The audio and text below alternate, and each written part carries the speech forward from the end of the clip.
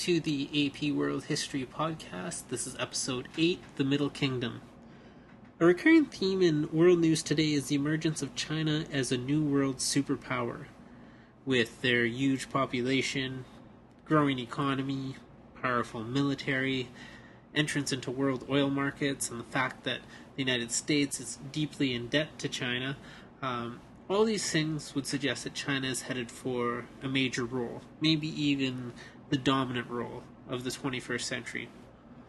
What all these news stories have in common is that they tend to present China's power as being something new.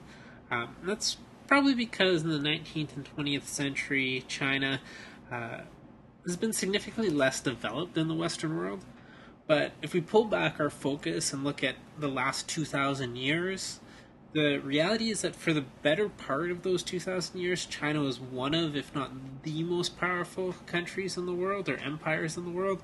So, in a sense, the emergence of China in the 21st century isn't so much about the emergence of a brand new superpower, but rather a return to an older position of global power and prestige. Historically, China viewed itself as being the Middle Kingdom, and this view was established during the Han Dynasty and lasted for more than 2,000 years. Essentially, the belief was that China was at the middle of the world, and the Chinese were much superior to anybody beyond their borders. China represented civilization, and the further away you got from China, the less civilized things became. This self-perception of being the Middle Kingdom, or the middle of the world, came primarily out of their contact with the nomadic pastoralists that lived to the north of China. And the Chinese considered these nomads barbarians and looked upon them with disdain. These nomads lived in areas that weren't suitable for agriculture and instead relied on raising livestock and mastery of horse riding. The nomadic groups lived in tribes based on kinship, so based on extended family, and they relied on China for grain, and their leaders developed taste for luxury Chinese items like wine and silk.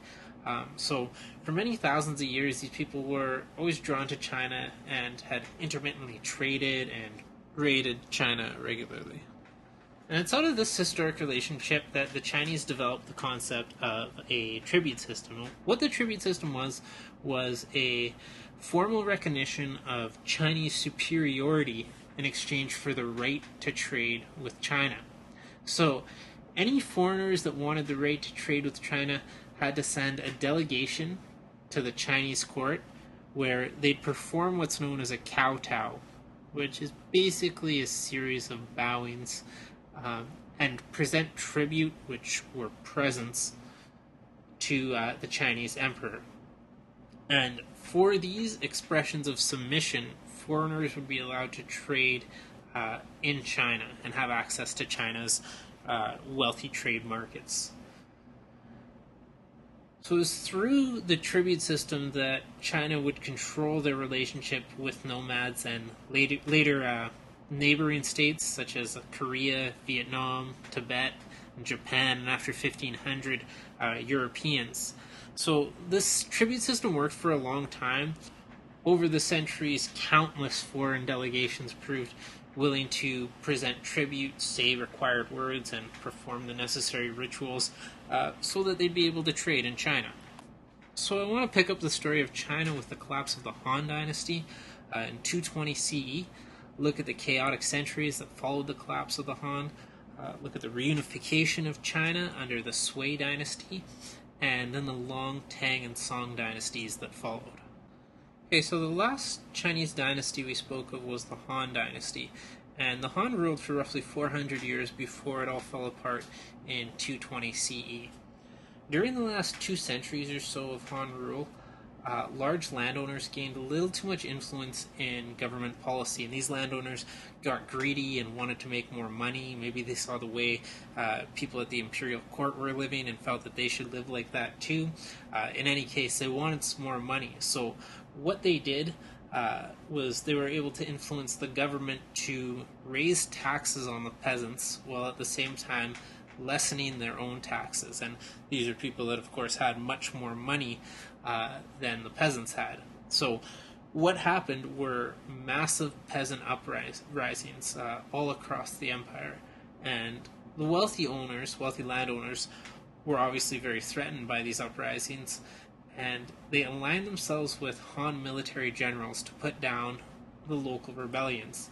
And what emerged essentially was a breakdown of authority of the central government and the emergence or the springing up of all these little kingdoms that were run by warlords, who were these landowners supported by military generals. And this wasn't the first time this type of fragmentation happened in China. In between the great Chinese dynasties, you often have these periods of warring states with many local kingdoms controlled by warlords that fight each other. And then when one of these kingdoms is successful in conquering the other kingdoms, they're able to reunify China and a new Chinese dynasty is born. After the fall of the Han, China was launched once again into a new warring states period. Han society was organized based on the principles of Confucianism. Buddhism had entered China via Silk Road trading during the period of the Han, but it remained a small religion practiced really only by merchants. Buddhism was not really compatible with Confucianism. Buddhism is really based on the concept of individual salvation, which sort of runs counter to the goal of Confucianism, which is to establish a harmonious society. So Buddhism's more individualistic, and Confucianism's more based on the good of society. But more than that, Chinese people really viewed themselves as being from the Middle Kingdom, so they were not about to adopt en masse a foreign belief system. With that said, the fall of the Han Empire totally discredited Confucianism in the eyes of the public because the ideas of Confucius failed to maintain a well-ordered and harmonious society.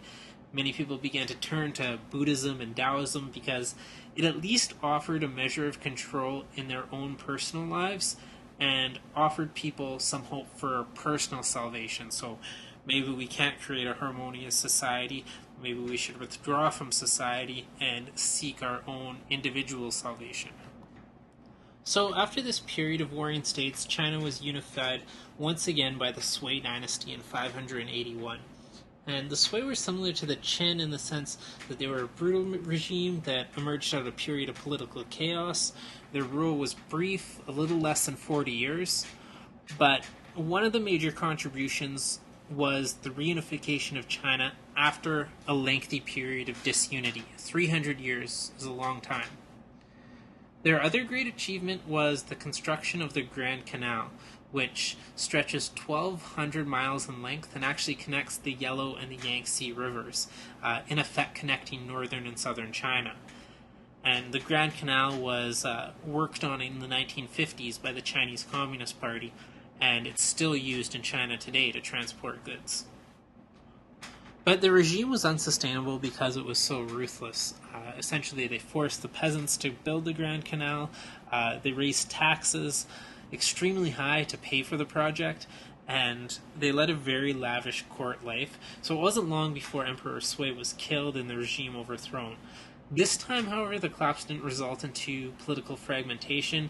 Instead, another dynasty quickly picked up the pieces.